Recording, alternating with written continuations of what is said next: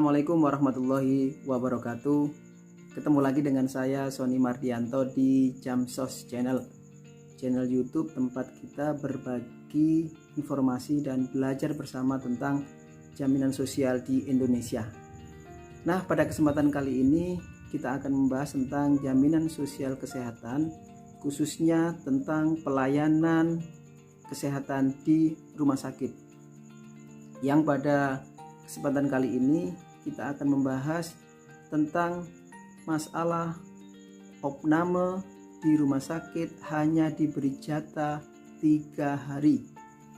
Nah, seperti yang kita tahu bahwa sampai detik ini kita masih mendengar dan santer diberitakan banyak masyarakat atau khususnya pasien peserta JKN KIS yang mengeluh saat opname di rumah sakit kondisinya belum sehat, belum sembuh benar, sudah disuruh pulang oleh oknum rumah sakit.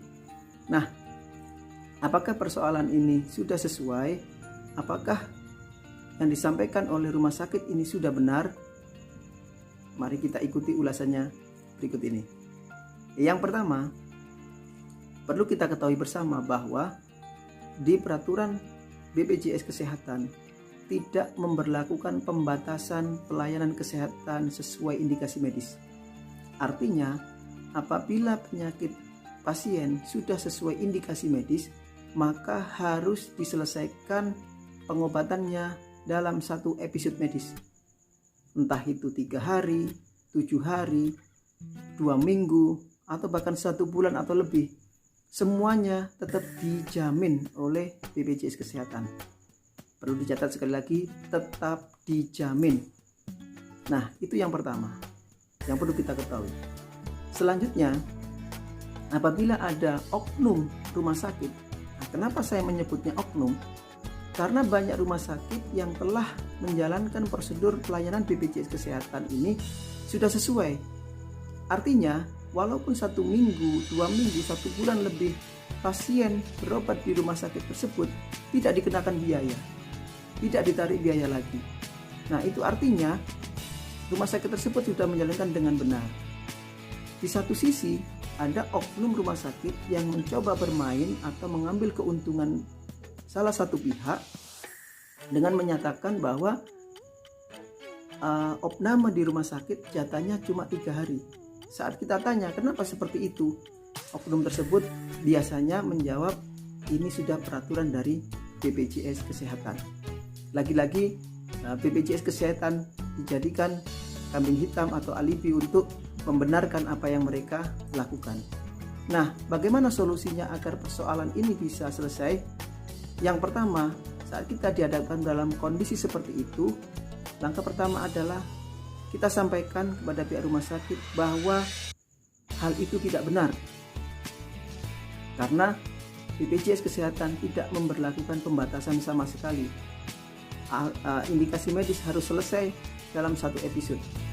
Nah, apabila kita sudah menyampaikan seperti itu, ternyata rumah sakit tetap ngotot, kita sudah 3 hari dan disuruh pulang, tetap disuruh pulang, maka langkah selanjutnya yaitu kita minta kepada pihak rumah sakit atau oknum rumah sakit tersebut untuk membuat surat pernyataan pertanggungjawaban apabila terjadi apa-apa pada pasien saat pulang nanti, maka rumah sakit harus bertanggung jawab.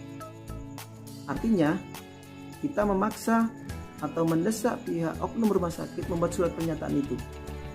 Nah, biasanya kalau kita ngotot seperti itu, rumah sakit biasanya melunak karena memang kita benar dan rumah sakit salah karena prosedurnya tidak seperti itu.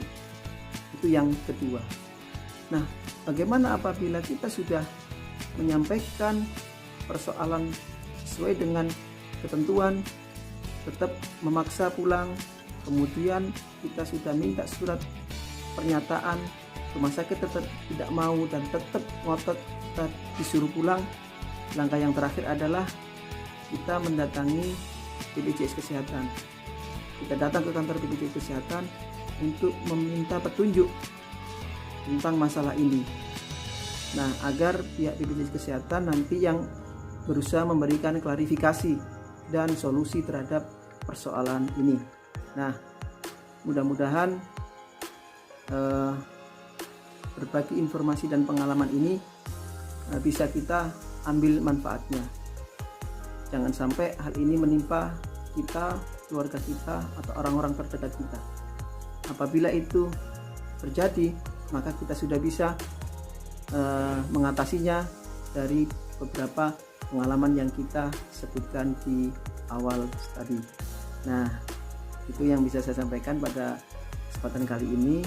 Mudah-mudahan bermanfaat, dan bila kalian suka dengan video ini, jangan lupa like, subscribe, dan komentar yang membangun. Kami tetap menerima saran dan kritik untuk perbaikan Jamsos Channel ini agar lebih bisa bermanfaat bagi yang lain. Dan apabila kalian ada beberapa pertanyaan atau hal-hal yang tidak paham, mari kita berbagi bersama, tuangkan dalam komentar-komentar sehingga kita bisa membuatkan video-video pada waktu yang akan datang sebagai jawabannya. Nah, mungkin sementara itu yang bisa saya sampaikan, kurang lebihnya mohon maaf. Dan pesan saya, jaga kesehatan, sayangi keluarga, jangan lupa bahagia, dan tetap cintai Indonesia.